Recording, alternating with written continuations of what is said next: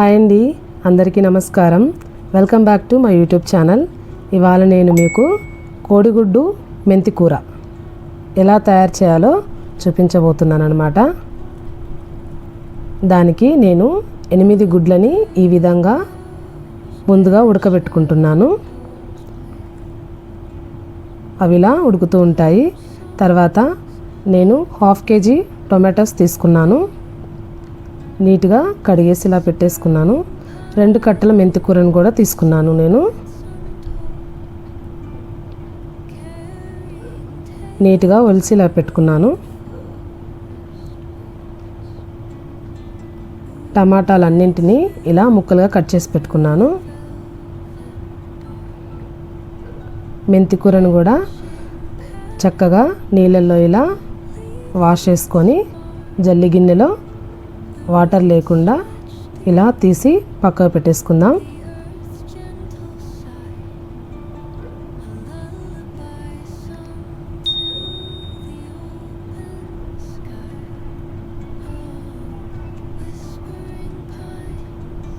ఒక 3 పచ్చిమిర్చిని కట్ చేసి పెట్టుకుందాం. ఒక ఆనియన్ని కట్ చేసి పెట్టుకుందాం. ఆనియన్స్ని కట్ చేసుకున్నానండి. అదేవిధంగా పచ్చిమిర్చిని కూడా కట్ చేసుకున్నాను. ఎగ్స్ ఉడికాయండి. చక్కగా పొట్టు తీసి పక్క పెట్టేసుకోవాలి.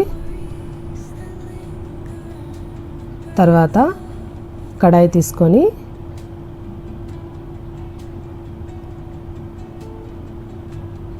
అందులోకి ఒక చిన్న గంటెతోని నూనె వేసుకుందాం. నూనె వేడయిందండి.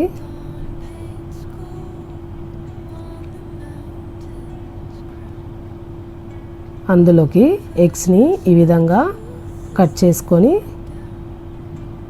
వేసుకుందాం.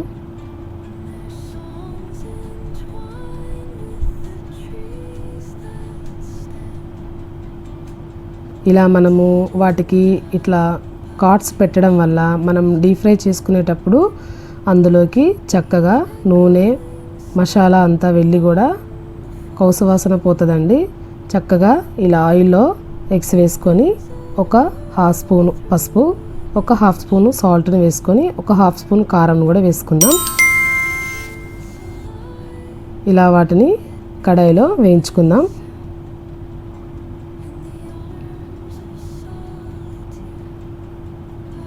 నేనైతే 8 ఎగ్స్ తీసుకున్నానండి. మన ఇంట్లో ఎంతమంది ఉంటే అంతమందికి మీరు తీసుకోండి. ఎగ్స్ అన్నీ కూడా బాగా రోస్ట్ అయ్యాయండి. రోస్ట్ అయిన వాటిని ఈ విధంగా బౌల్లోకి తీసుకొని పక్కన పెట్టేసుకుందాం.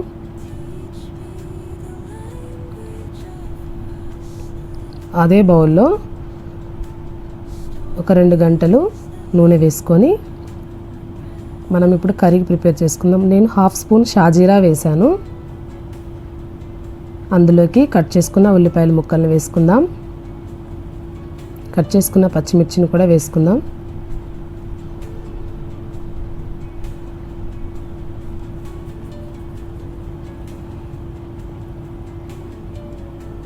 చూడండి, అవి వేగుతున్నప్పుడు 1 స్పూన్ అల్లం వెల్లుల్లి పేస్ట్ కూడా వేసుకుందాం.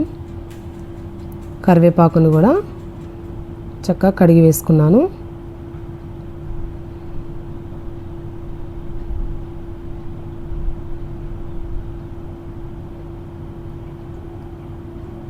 ఈ మిశ్రమం అంతా నూనెలో బాగా వేగాక మరొక స్పూన్ని పసుపుని యాడ్ చేసుకుందాం.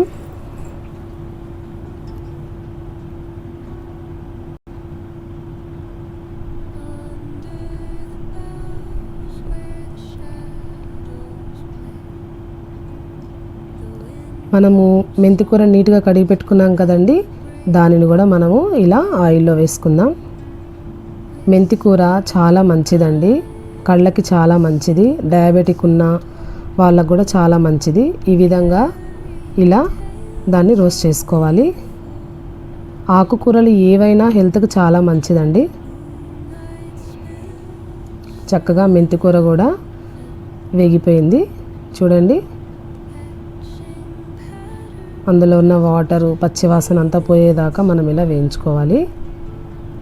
చక్కగా మూత పెట్టేసుకున్నాను కదా. ఒక 1 మినిట్ ఆగాక చూసుకోవాలి. మరలా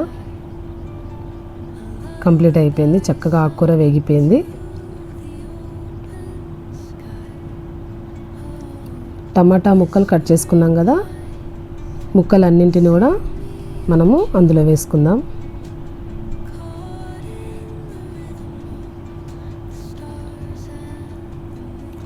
ఒకసారి కలబెట్టేసుకోవాలి. ఇలాగా మూత పెట్టేసుకున్నాము, ఎందుకంటే టమాటాలో వాటర్ బాగా వస్తుంది కదండి.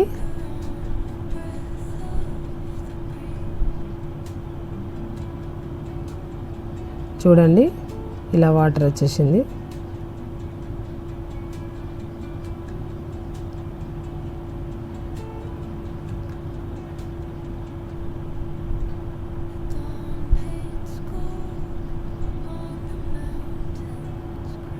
ఇందులోకి మనము 2 స్పూన్లు కారం వేసుకుందాం. ఈ కారము మసాలా కారం అండి, ఇందులోనే ధనియాల పొడి, జీలకర్ర పొడి అన్నీ కూడా ఉన్నాయి. నేను ఇంకా వాటిని మరలా సపరేట్ వేయను. మీరు నా యూట్యూబ్ ఛానల్లో మసాలా కారం రెసిపీ కూడా పెట్టాను, చూడండి.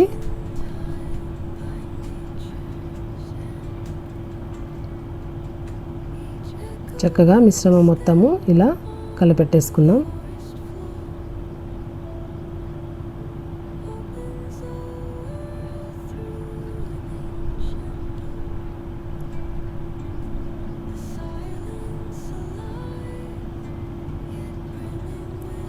మెంతికూర, టమాటా చక్కగా అన్నీ కూడా ఉడికిపోయాయండి.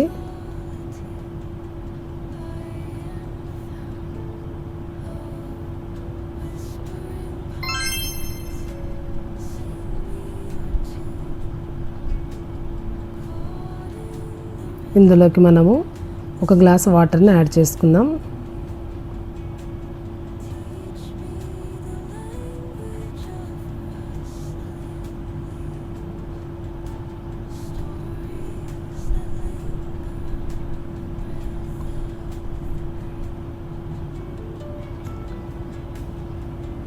కర్రీ అంతా కూడా ఇలా చిక్కగా అయింది కదా.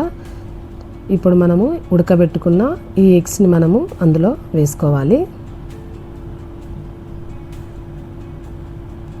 అంతే అండి, కొత్తిమీరతోని మనము ఇలా గార్నిష్ చేసుకుందాం.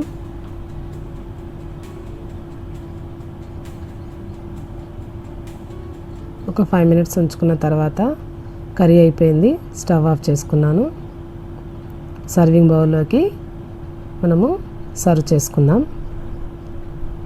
కోడిగుడ్డు మెంతికూర కర్రీ తయారైపోయిందండి. మీరు కూడా ట్రై చేయండి, చాలా హెల్తీ అండి. నా వీడియో మీకు నచ్చినట్లయితే లైక్ చేయండి, షేర్ చేయండి, సబ్స్క్రైబ్ చేయండి. మరొక వీడియోతో మరలా కలుస్తాను.